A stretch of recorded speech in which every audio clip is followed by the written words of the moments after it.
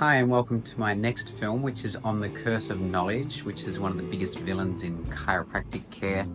The fact that we know so much puts us at a real distance with having an understanding and compassion for people that actually know way less than us. But the curse of knowledge or the curse of expertise is actually seen across most professions. So in that sense, chiropractic's not unique. But enjoy the film, and thanks for watching. The curse of knowledge.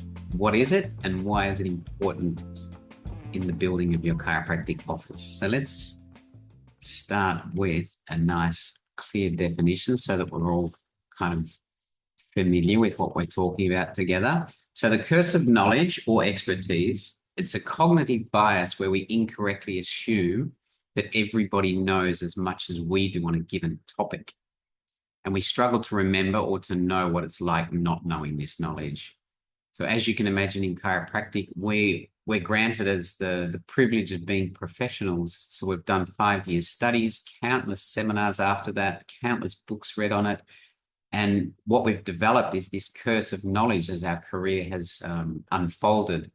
So we tend to be, or we can be, dismissive of new people that don't understand it. We can be also frustrated by people that don't understand it. And we can also seek out clients very quickly that we want to have and be a little bit less accommodating to the people who frustrate us with questions. One of the big gaps in this is actually our curse of knowledge. So if we think about chiropractic, if you think about chiropractic as an abstract topic, for example, the adjustment connects man, the spiritual, with man, the physical, that's a very abstract title. If you don't want to go that far with your understanding of chiropractic and you want to just stick with the wellness realm even, the fact that you just know so much about the neurological impact that a chiropractic adjustment can have on the physiology, biochemistry, and flow and work, the cerebrospinal fluid, the fact that you know all that is it's a luxury reserved for professional people or for experts. But the grapple, I guess, here is that most of our clients enter with a very concrete need into our offices. I'd say 99% of my clients enter our system, our practice, with a concrete need. I've got a headache. I've got low back pain. I need help with my energy levels, or can chiropractic help me lose weight, or can chiropractic help me get rid of my low back pain, So, but the thing is with concrete communication, people really have to get a feeling and an understanding of the basics. And with chiropractors who have been more than 5 years out, it's very unnatural to start talking in concrete ways that you have an intimate knowledge of, right? But the beauty about concrete communication is it allows for coordination. It allows for a step-by-step ascension into people's understanding of chiropractic without needing to vomit chiropractic down somebody's throat prematurely, or talking about all sorts of buzzwords like corrective care or revitalizing phase or wellness phase or vitalism or innate intelligence. These are all words that we speak with one another at big chiropractic seminars when we're all drinking the Kool-Aid. And to be honest, it's quite a reassuring feeling because it can be quite lonely sometimes as a chiropractor.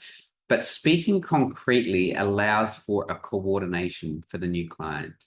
Now, even though my PVA was up around 2,000 to 2,500 returning visits for one new patient, every new person, I really had to start again with concrete communication. And there are tools that really keep me grounded in reality. Like I said, it's very difficult to stay grounded in reality when you've got a very abstract understanding of a topic, right? But if you miss these steps and these sequences, then you miss the impact. You either push people away, you dismiss people, or you don't encourage them and nudge them up further levels of understanding by bridging certain communication, let's say triggers, into a new level of understanding for these clients, right? But if you skip steps along the way, they'll always come back to bite you. So for me, the hallmark of a professional, although we've got this issue of the curse of knowledge, we've also got this strength that is a step-by-step roadmap that we like to take people through. It's just that as your curse of knowledge evolves, it's very easy to start skipping steps Or even if you don't skip steps, is just to skip through the phases a little bit too quickly for a client, therefore either overwhelming them or just losing them with their understanding of what we're about. And to be honest, taking somebody from a concrete understanding of health into an abstract one, that really is the thing that keeps me in the game after 28 years of being a chiropractor. I love the fact that chiropractors, we get all sorts of clients, from truck drivers that have got back pain through to elite sports people who want performance, CEOs that have got high level responsibility jobs. We even get hippies and spiritual seekers and all in between. And I really like the fact that we don't attract one type of client, but I do like reminding myself time and time again to begin concretely, make no assumptions, and keep grounded in reality as we onboard our new people and set them up into a lifelong journey within chiropractic.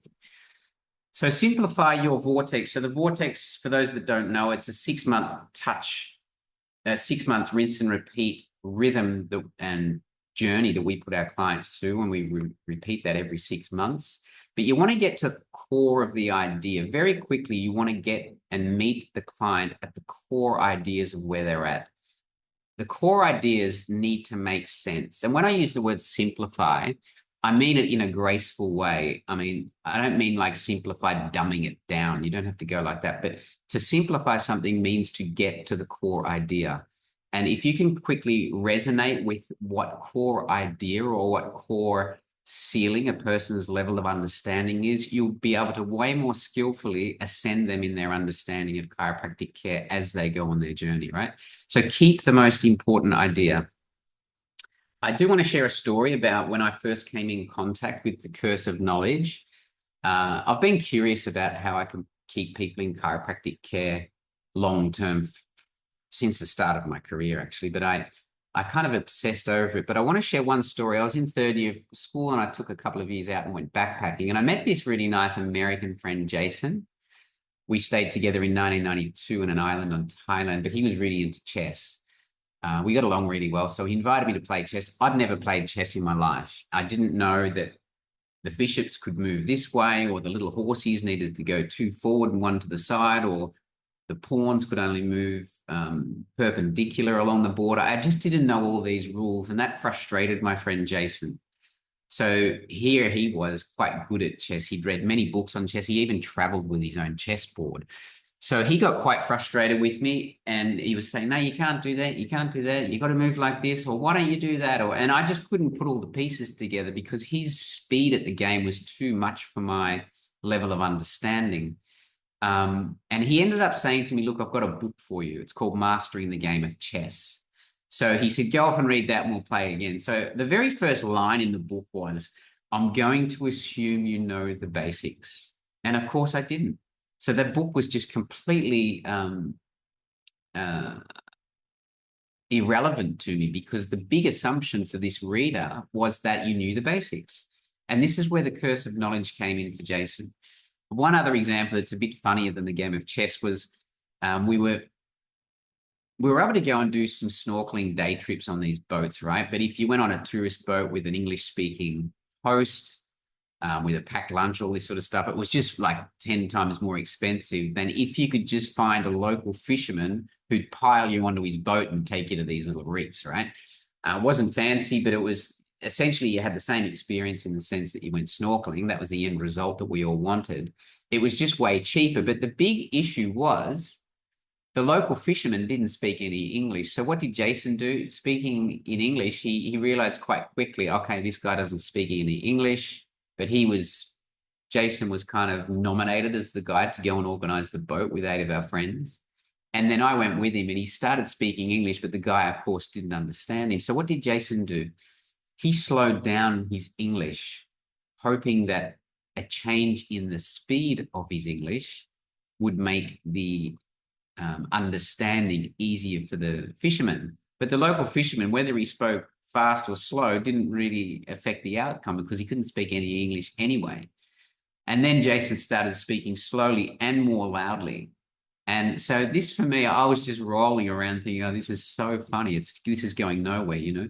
But it reminded me back then of like, gosh, us chiropractors have this too, whether it's a game of chess or whether it's trying to organize a fishing boat in a language that the person doesn't speak, what would have been way more effective for Jason is either he got someone else to come and interpret for him and translate, or he started writing on the sand about, 8 friends want to go fishing, or use sign language or something where he could resonate with the guy standing in front of him. But he didn't do that.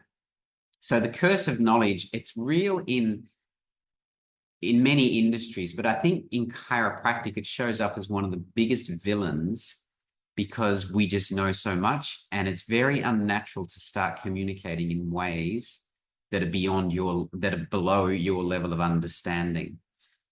So the curse of knowledge, it's the biggest villain. Chiropractors, we instinctively want to jump to a high level of abstraction.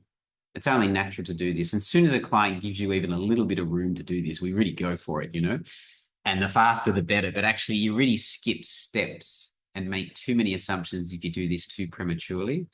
Even like our typical path to wellness poster, it's like talking Chinese to somebody, and we stand in front of that poster and we talk about the intensive phase and the corrective phase and the wellness phase and the stabilization phase, and they're all just terms that we use within our own profession that make sense to us speaking to one another as professional colleagues. But for a new client, it's jargon. It's kind of gibberish, actually. So if you're capable of talking on a higher level, you naturally want to go there. That makes sense, I think. So even if you identify your own level of ascension and your own level of understanding, your table talk and those knowing and certain vibes you give off, they won't be enough. You've got to develop the skill of ascending people. And to do this, you need tools, right? You need tools as talk triggers to modify understanding, and also to modify people's behavior in their own timing. Without the tools, and if it's just a verbal explanation or trying to get a cognitive understanding from the client, you won't get there. Tools are just way more effective in doing that. So let's share a couple of other, just to highlight what curse of knowledge is, and using terminology outside of chiropractic just to highlight this. So if I say to somebody living in Australia, what's 37 degrees Celsius, they'll know what I mean.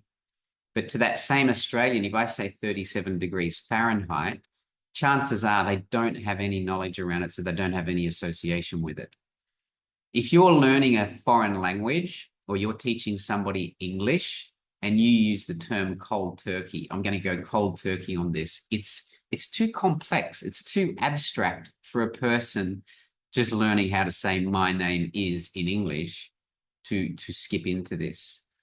I've been at seminars before. One of my favorite chiropractors, and probably one of my most influential chiropractors in my life, was Jim Sigafus. I'm so grateful of the knowledge he shared onto us. But at one seminar, I remember him saying to us, just tell the chiropractic story and everything else will follow suit. And reflecting on that, I just thought, gosh, in my own practice, it just wasn't enough. And I find that when people who are really experienced and really successful, they don't have the need anymore to take people through their ascension levels. So just simply sharing the story for me was like a curse of my own knowledge, because I tried that after that seminar, and I was scratching my head thinking, gosh, why don't I do this? And it's because Jim Sigafus, I mean, he was one of the most successful and busiest chiropractors and philosophically aligned chiropractors I've ever heard speak. But he didn't have a need to ascend people because he had so much momentum going on in his practice that that in itself was the trust and the integrity that people kind of slipped into. But if you're starting a practice out, I do believe that just sharing the chiropractic story is already showing you a curse of knowledge. International money is another one. We live in Indonesia. If I say to you, what's 1,000,000 rupiah, that won't mean too much to you. The term nautical miles, I think we've all heard of that. I have no idea what a nautical mile is. The sailors amongst us now who are listening or watching this film, you'll know exactly what a nautical mile is. 2 pounds or 10 kilos.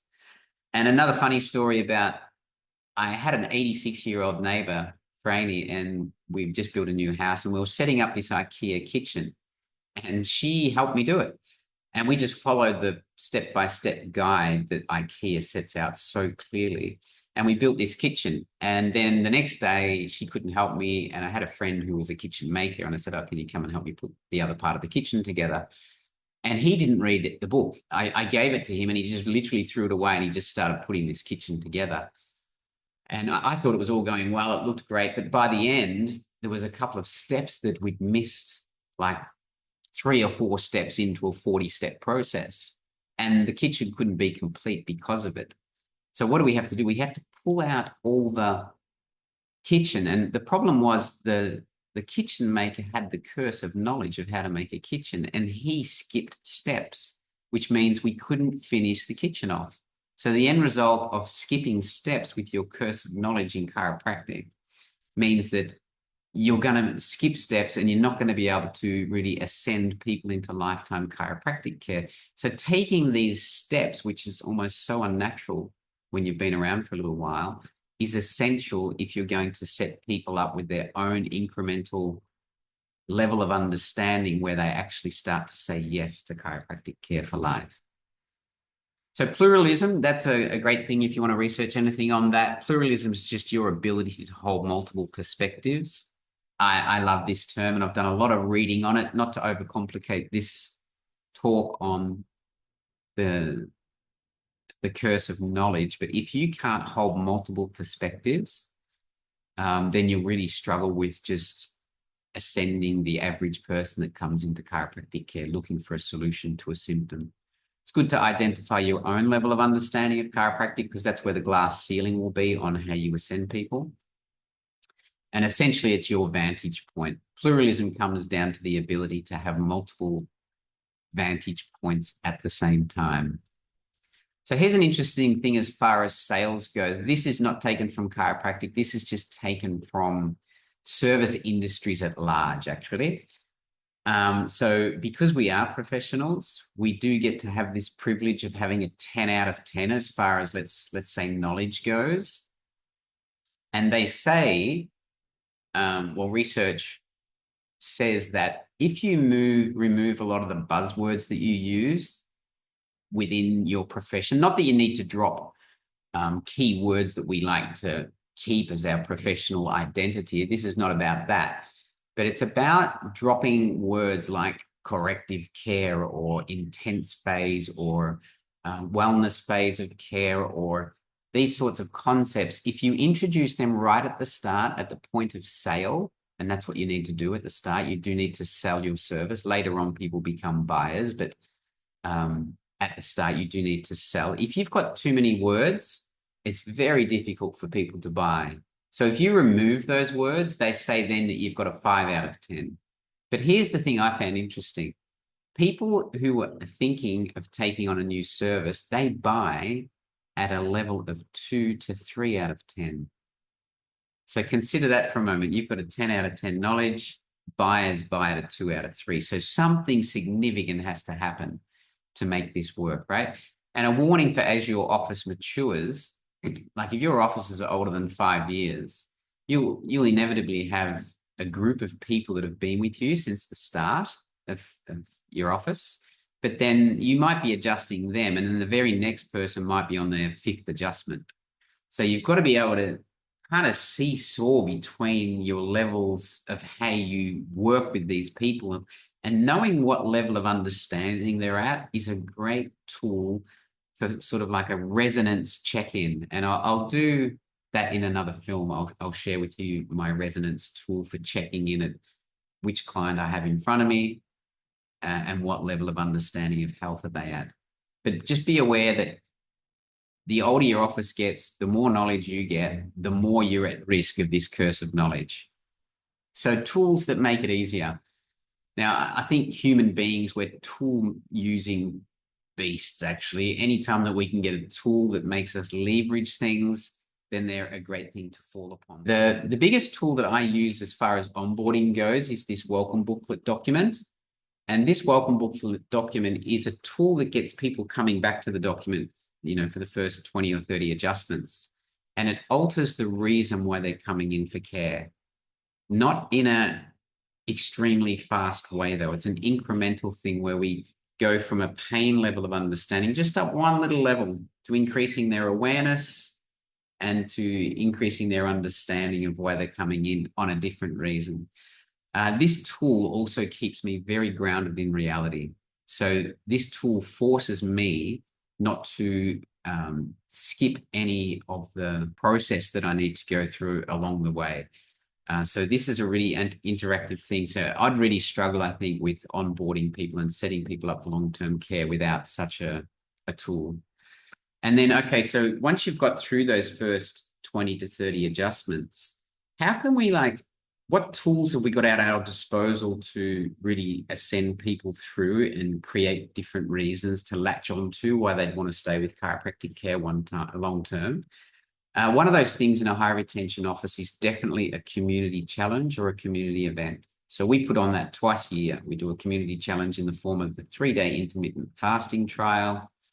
And then once a year, we might have a Christmas party or an opening, but we like to get our clients together to create community. Building a high retention office and moving beyond this therapeutic diagnostic understanding of why people come in, community cannot be an afterthought. But this really helps decrease your curse of knowledge by putting your favorite clients together and hearing what they say about chiropractic. The other tool that we use that modifies behavior over time, though, this is a lot more of a slower thing than the impact of a welcome booklet, is our quarterly newsletter. And we bring one out every quarter on topics that essentially become an archive of information brochures for people to use years after I've actually first written it. But there'll be articles on why we sleep, something on back pain and spinal hygiene, yours truly on the front there. A topic, for example, men's health, even something like getting into the energy levels of life. So these are something that comes out every quarter. Inside this, there's things like research articles. I like to appeal to left brain and right brain people as they ascend their levels of understanding. There's also tools in there that CAs can use, for example, our book lending library or music recommendations that we advise. And there's also 2 chiropractic principles mentioned in there every quarterly. So this helps us incrementally change the behavior of people who are coming into us long term. And without those 2 tools, the welcome booklet and the quarterly newsletter, I'd find that really difficult, apart from constantly trying to talk and appeal to somebody's intellect to get through this idea of chiropractic. And when I'm doing the intellect talk, this is where the curse of knowledge just becomes so profound, because it's difficult for me to drop to a pain level of understanding or even a corrective care level of understanding when my level of understanding of chiropractic is, man the spiritual with man the physical. But to ascend people through that from pain-based understanding, corrective care-based understanding, maintenance level of understanding, emotional support through the chiropractic adjustment, performance support through the adjustment, and even personal development. We need to take the necessary steps at the right time, but I do find using tools is a great way to mitigate that curse of knowledge. I'd like to share with you now a concrete example of where I had to adapt from having a performance-based client and coming in for chiropractic care for performance, right down to somebody who just started care. They were on their 3rd adjustment, and it was they were very next to each other, the clients. And I just want to highlight the skill and the reminder and the grounded in concrete reality and my communication methodology, how that needs to be able to flip really quickly. So let's just share my screen. So more and more, I'm practicing in Singapore. It's very much a tech city, and a lot of people are coming wearing Whoop bands or Aura rings, or they'll be measuring their HRV, and they'll measure performance metrics of their health quite obsessively, actually. So these people, they tend to ascend through their levels of understanding quite quickly, from symptom relief, which is they all come in for that actually still, even though they're wearing performance-based trackers, from that into corrective care to maintenance to care for emotional support from chiropractic, all the way through to mental performance. This might be their ceiling of understanding at this point.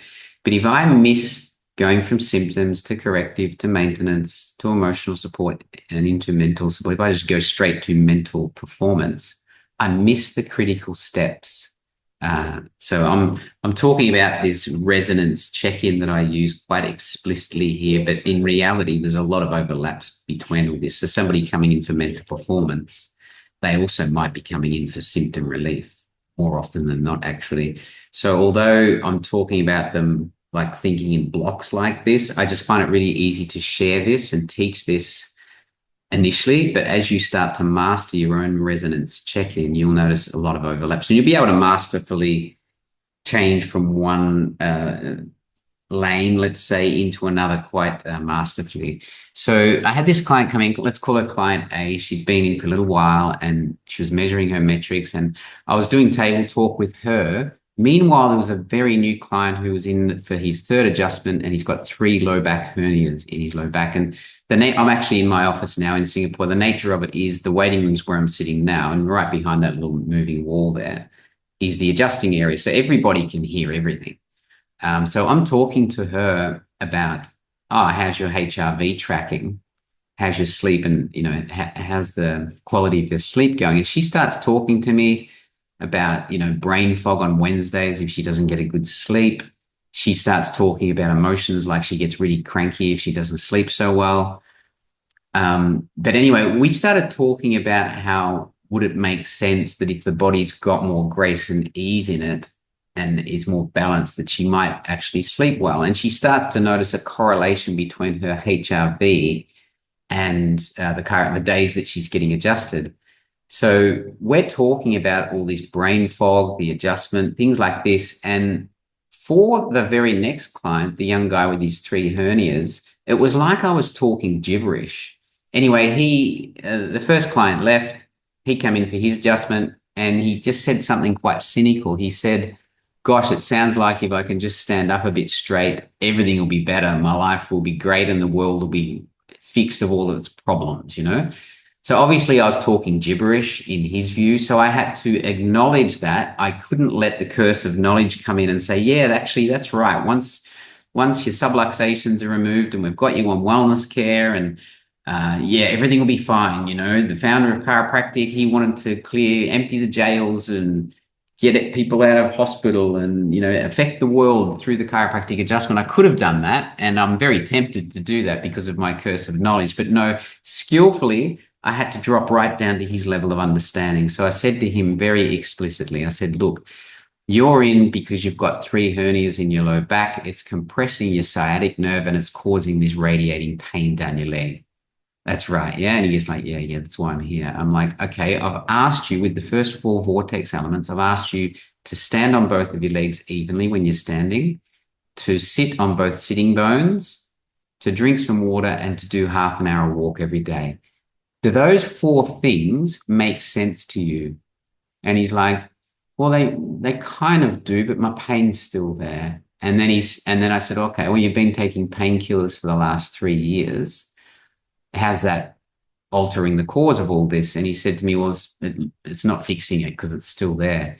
And I said, well, does it make sense to you that the pain medication is not really changing the cause, but it's more like treating the effect of the pain? He could get that. He said, yeah, if I took a lot of them, the pain went lower, but it didn't really change anything after 3 years of taking the pills.